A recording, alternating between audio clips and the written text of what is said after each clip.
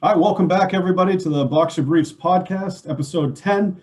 We are joined tonight with Demichael Trigga Harris, 5-0, 5 knockouts, 24 years old, super featherweight, fighting out of Atlanta, Georgia. How you doing tonight, Demichael? I'm doing good. How you guys doing? We're doing great. Thank you very much for coming on the show. We appreciate it. Definitely. Michael, it's good to see you. Enjoyed your last fight, and wanted to see, going back, how old were you when you first went into fighting, and what got you into it? I actually started boxing when I was 19 years old. What got me into it was my dad. When I was younger, he would always teach me how to box a little bit for more self-defense. And I tried basketball, football, other sports. I just didn't care for it. I was very good at computers and stuff, so I was doing that for a while as well.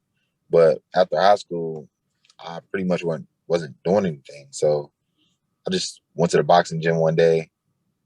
I ended up liking it, and I just never looked back. Was your dad a boxer too? Nah, he wasn't. Okay. Not professional. Yep.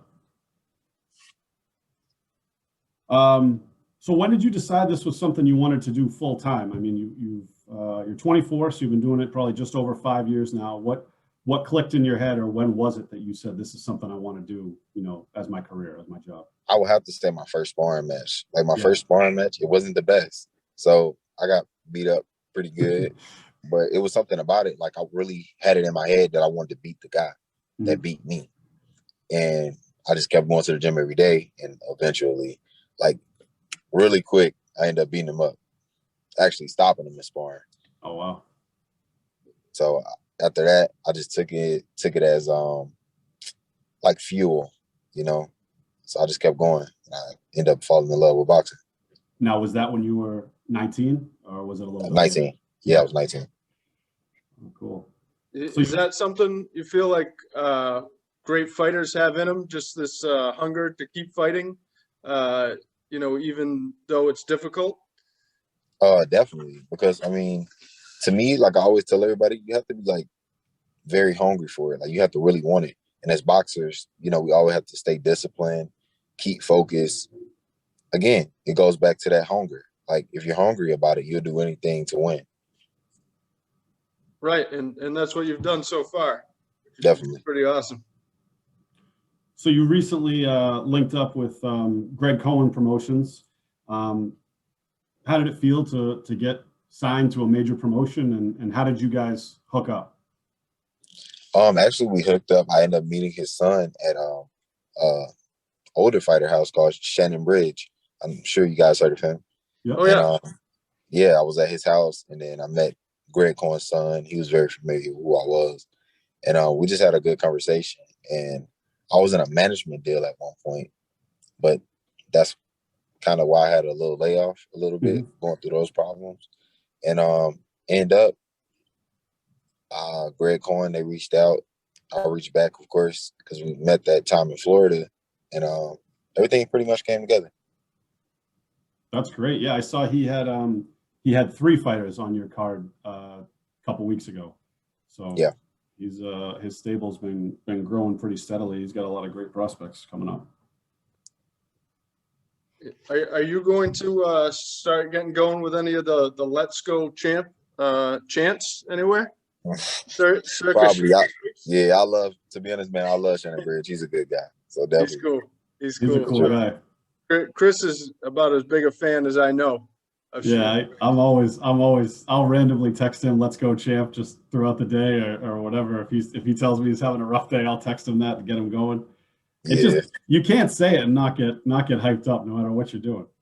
Yeah, because he's always hyped about it, so it definitely makes you even more hyped. He's got to have one of the, for a guy that hasn't fought in several years, he probably has one of the biggest Instagram presences of any fighters. I mean, you can go online any time of day. He's got a video up. He's got a meme up. Yeah. He's live with current champions, former champions, future champions. He just he still lives and breathes it. You can tell. Oh yeah, for sure. And it's obviously been a wild year with the pandemic. And how difficult is it to live it and breathe it, and to find sparring partners, over the course of this past year? It was more of last year. Like last year was very hard. I didn't fight at all. So I really kind of missed out on a lot. So dealing with the pandemic, it was so hard for the manager that I had at the time. I don't know if you guys heard of him, Peter Kahn. Mhm. He ended up, it was hard to find fights, you know, due to the COVID. And you know, this year it was just a better year. But Yeah, I still work hard. I was still working hard. I was in the gym every day. My gym never closed. We have a small gym, so my coach, he opened the gym for me, and we work. So, you know, going back to fighting, it felt like normal. Now, I had heard that you had done camp with Shakur Stevenson at one point. Yeah, Well, was that last year or this year or that was earlier? actually this year. That was I was getting him ready for the guy that he fought, Yep. and yeah, put in over at least 35, 40 rounds with him in Wow. camp. I was his only sparring partner for like the first 3 weeks, and I learned a lot from him. He was very, very good fighter. Very Yeah, good. he's exceptional to watch, and he's exciting. And what was that experience like for you to know that you're getting obviously noticed now, and you're getting brought into camps with guys of that caliber? That's got to help your confidence a lot too. I'm sorry, someone kept calling, but I'm I sorry. did hear you. Yes, it definitely does. Being in camp with him, he's very smart. He's very technical, and his IQ is like on a whole different level. Yeah. I just sparred some pretty good guys before, and I feel like he had the best IQ out of everybody. He may not have the most power. Um, he may not even have the most speed, but his timing and that IQ takes him to the next level. I think that he could beat some top guys. Yeah. Oh, yeah. He's one of those guys that you watch right now, and you can't help but think that he's already thinking 2-3 moves ahead. Oh yeah, always. When the guy's about to hit him, he's already got his next 2 to 3 punches already made up in his mind. Oh yeah, for sure. He's ready. He's sharp. He's pretty exciting to watch. Well, that must have been a pretty cool experience. And I had heard you had a chance. I don't know if you worked with him, but you've been on some Tank Davis cards. Yeah, I've sparred GERVONTAE before.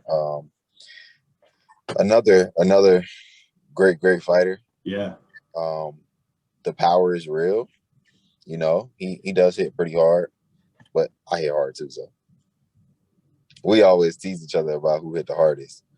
But yeah, he's a great fighter. And right now I think Tank is one of the best fighters in the 130, 135 division.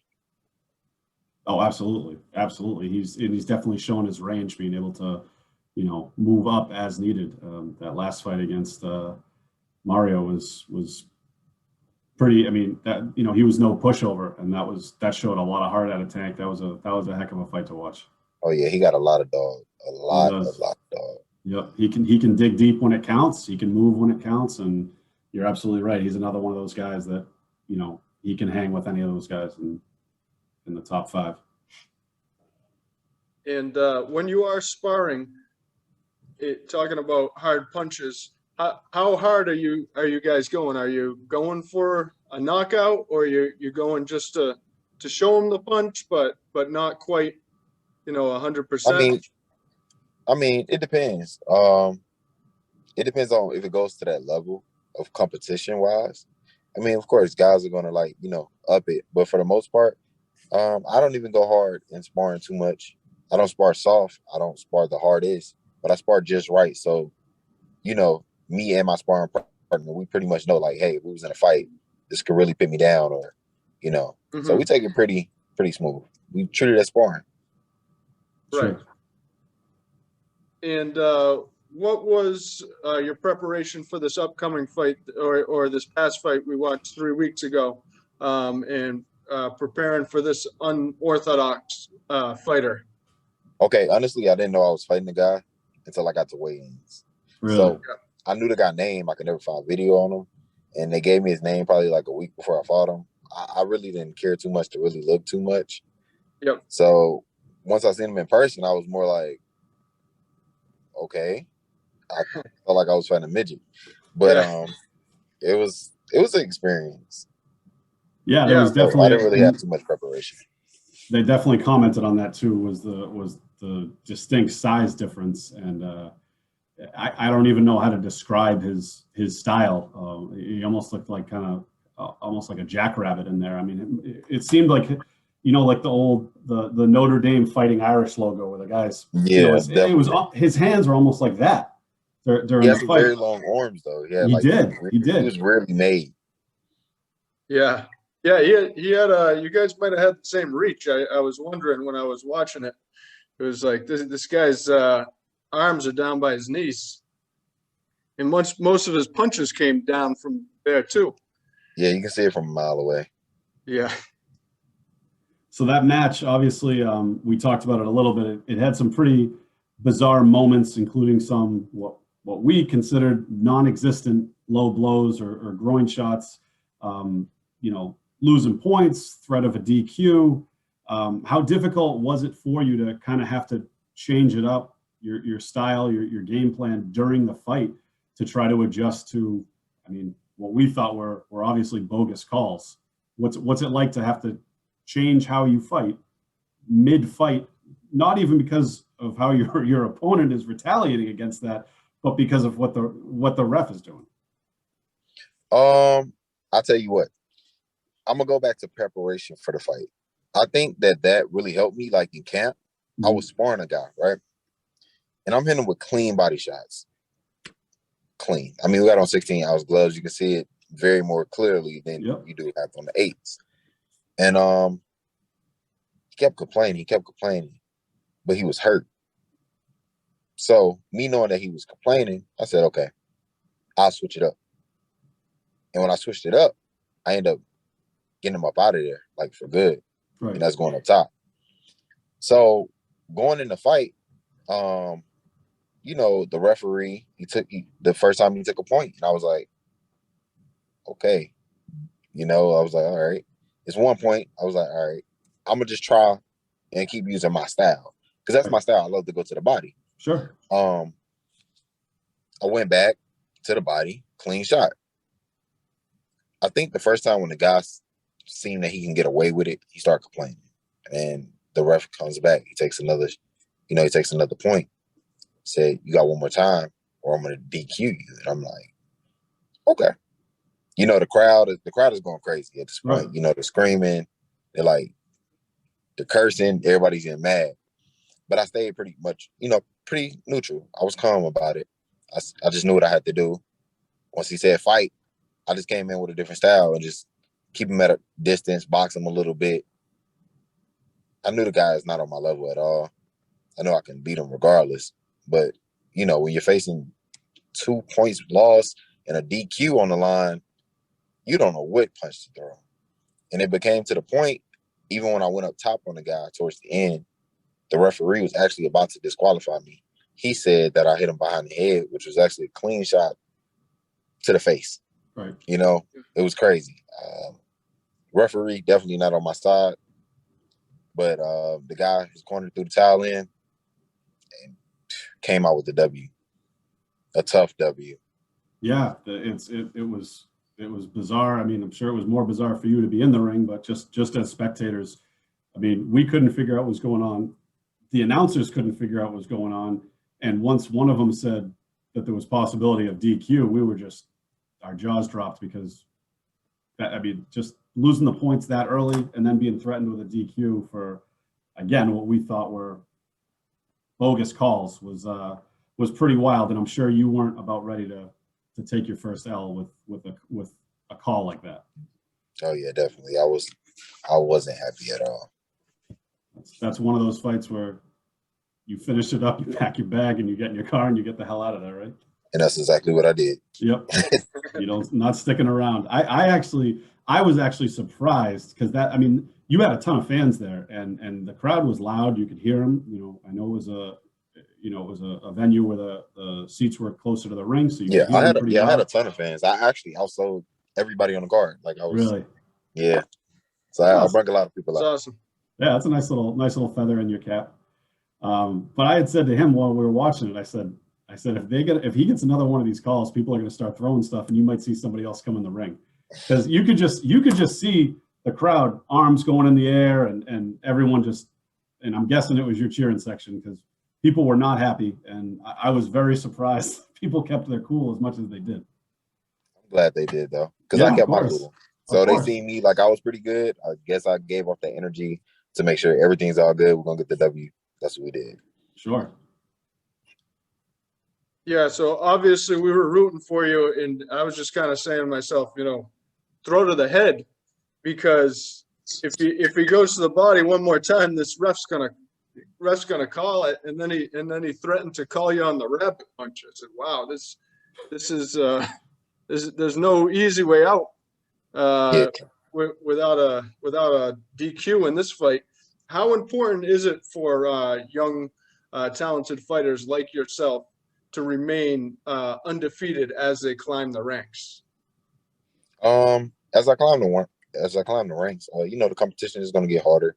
You know, the venues are going to get even more bigger than what I've already fought on. So it's going to be a lot of times where you have to face adversity. And I felt like, you know, 2 weeks ago, that's what I faced. I faced a lot of adversity. I dealt with it very well.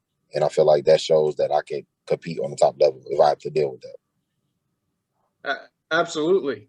And yeah, it's just it's kind of like a curveball. The way that I looked at it is that, you know, this was a fight that you know, fighting in front of your hometown, fight you're supposed to win, and then this guy comes in and it's just totally probably different than what you expected. Yeah, which I thought was pretty crazy because I was on the A side and it's hometown. I was like, this is crazy. Absolutely, and that's the boxing business, right? You never know what can happen. Yeah, you never know. So you mentioned to us that you hadn't even heard his name as listed as your opponent until about a week before the fight. You didn't really know much about him until you saw him at weigh-ins the day before. Could you tell us a little bit what the matchmaking process is like? How does that work? Are the fighters involved in it at all? You know, how soon do you guys, for a card like that, how soon do you find out opponents normally? It actually goes back to one of my ESPN moments, which was actually that was about a month ago. A month ago when I fought in Vegas on ESPN. Again, I didn't get an opponent to the week of. It's a little bit harder for me. I can't really speak for everyone else. Sure. But I'm a 5'11" super featherweight. I'm fighting at 130. That automatically is very hard for me at that point. Yep. A lot of guys, they don't want to fight me. And we don't look for, you know, how can I say it? We don't look for tomato cans. Right. We look for pretty good guys to, you know, build the record off of, but gain experience. But even with that, it's still hard for me. So do they, I guess at this point, how do they pick these guys? You know, as far as, like you said, you're usually going to be a lot taller than your opponents at that weight class. Do they put your name out there and see who comes back, or do they go out there and say, hey, you know, he's looking for a fight, this is who you're fighting? Well, honestly, I don't know personally. I just know whatever my promoter he brings to me. Right. I'm just ready to go. Sure. So on your side of things, whatever name they put in front of you, it's sign on the dotted line and you're ready to go. Yeah, I mean, I would like to know a lot sooner, but it's like I said, it's hard for me right now, you know, to get fights that I would like to fight. So sometimes we have to go with the worst. Sometimes we have to go with the okay. But the more the record builds, the harder it's getting. I mean, it's going to be pretty tough. Yeah. So now you mentioned earlier that your father exposed you to some boxing when you were younger, trying to teach you some self-defense stuff. Did you watch much boxing as a kid or with your dad, or was it something that you took more interest in, you know, in your teens, late teens? My dad, he watched all sports, but he always loved to watch. I'm sorry, someone's trying to call, but he would always like to call. Yep. Will those women of Atlanta leave you alone, Demichael? It's one of my friends. They would not stop me. But I'm sorry about that. But all good. Yeah. So, what was the question? No, it's all right. When you were younger, did you watch a lot of boxing? I know you said your father watched a lot of sports. Oh yeah, I'm sorry. So he watched a lot of sports, and he would always like to watch boxing. I'm gonna be honest. I never really sat there and I really watched it with him. I'll tell you what's a actually crazy story. The first person I actually gained interest in was GERVONTAE. I think he had to have about 13 fights. It was his first time. I think he was fighting on Spike TV. Okay. Back when they used to have fights. Yep. You know, that was a couple years ago. And I always found it crazy that I went into the gym the next year, started boxing, and then like 2 years later, I was like almost like best friends with this guy. That's pretty cool. Now, were there any guys that you, when you did start watching boxing, kind of at the beginning of your career, maybe before you turned pro, are there any guys that you've tried to, that have influenced you or influenced your style at all? Definitely. It's two guys that I always watch to this day. Tommy Hearns. Sure. Good man. And I love Earl Spence. Yeah. Yeah. Those are like my two favorite. I always watch them. I like Tommy Hearns for the distance, good right hand. And I always love Earl for the body work. So I kind of try my best to mimic their style. And Tommy, another guy that was fairly tall for his weight class too. Yeah, so definitely. Being able to use his length and his reach, his height. So I can definitely understand that. So now getting off topic a little bit, Errol's got a big fight coming up soon against a legend in the sport. You have any early predictions on it? I got Earl winning, but I got to go into decision. I don't really see a knockout. I mean, it's possible, but I feel like the chances aren't too high. But I think it'll be a unanimous decision for Earl. I completely agree with you on that. Actually, I was thinking the same thing. I think I just don't see Manny getting knocked out, but like you said, it could happen. But either way, I see Spence winning. I always felt like as a boxer, as the competition steps up, the more the knockouts kind of decrease. When you're fighting guys like that on that type of level, look at a Canelo versus Floyd, or fights like that, or Canelo versus Triple G. You probably won't see a knockout. They both have knockout power, but you probably won't see it because their skill levels are so high. The mistakes are just so rare to happen. And that's something more of recent as well that I'm noticing, because I was watching the Four Kings documentary with Hearns and Sugar Ray and Hagler and Duran, and that was a remarkable thing about some of those fights in the 80s, is that a lot of them ended in knockout with some of the best guys. So nowadays, I think it's a bit more of a challenge to get that knockout, which is a little bit tough for us as boxing fans. But like you guys said, I think that this fight with Pacquiao and Spence is, how often do you get two guys of that caliber to be fighting one another? It's not too often.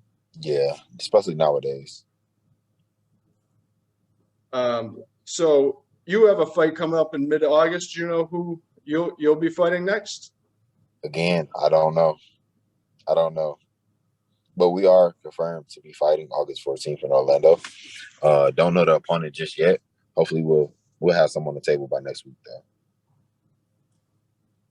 Yeah, I feel like for different fighters, some are more avoided than others. And like you were saying with your size, that a lot of the guys don't want to get into the ring with you.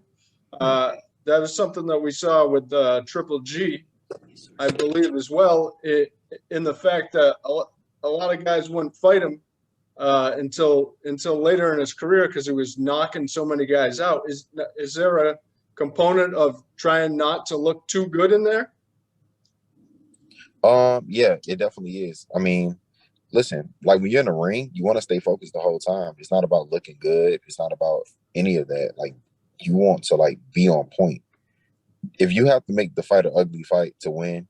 A lot of fighters have failed trying to look good in the ring or trying to manipulate, how can I say it?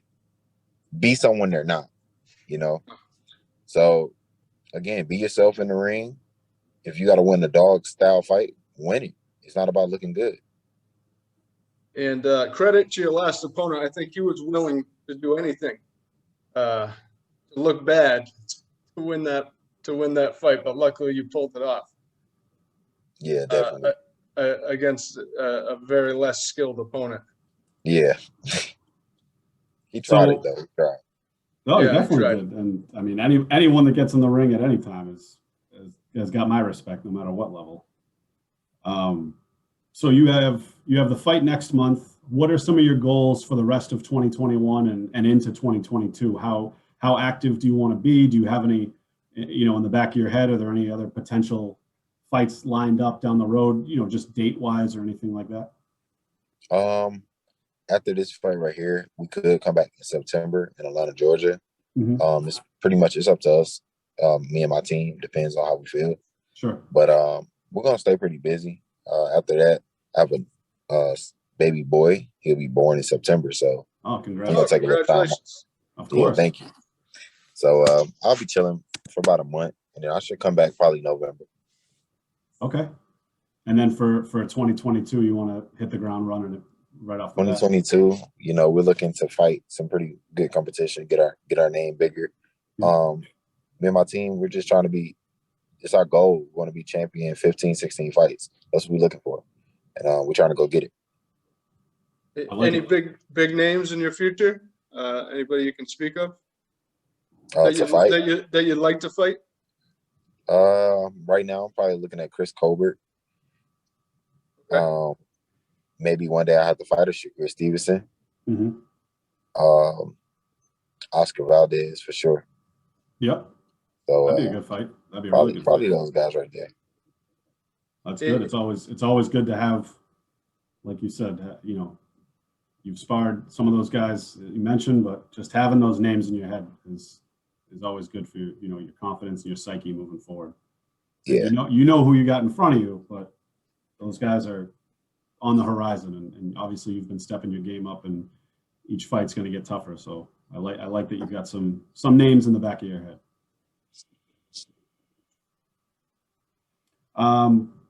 Well, we really appreciate your time tonight, and we want to ask how can the listeners find you on social media?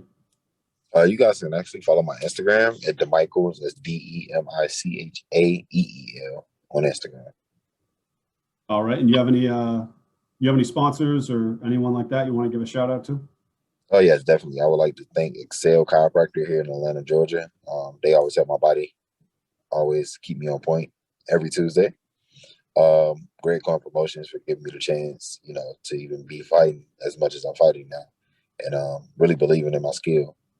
And I would like to thank Champs Boxing and Fitness here in Smyrna, Georgia, with Coach Pete. Awesome. I got one question left for you, and it was something Colin and I had talked about before having you on. We love your nickname. How did you get it? Okay, so I got it. I was sparring a guy. I kept hitting him with the right hand, like it was like perfect every time. And one of my coaches, he was like, Trigga Man, Trigga Man, Trigga Man. I got out the ring and I was like, I like that name, and I just stuck with it. So it was like you just kept pulling the trigger, right? Yeah, it was like I just kept pulling it, like it was like perfect. Well, we like it too, and it's one we hadn't heard before. So you're definitely making your own name and paving your own path. So we love to hear it, and we really appreciate you coming on tonight, Demichael. Like we said, we've enjoyed watching you fight, and looking forward to all your fights to come, and would love to have you on again someday, and hopefully you'll have a strap over your shoulder when you come on. Oh yeah, definitely, for sure. And as soon as I get it, I'll definitely be calling you guys this time. We appreciate it. Appreciate it, Demichael. For sure. Thank you. All right. Best of luck next month. Appreciate it.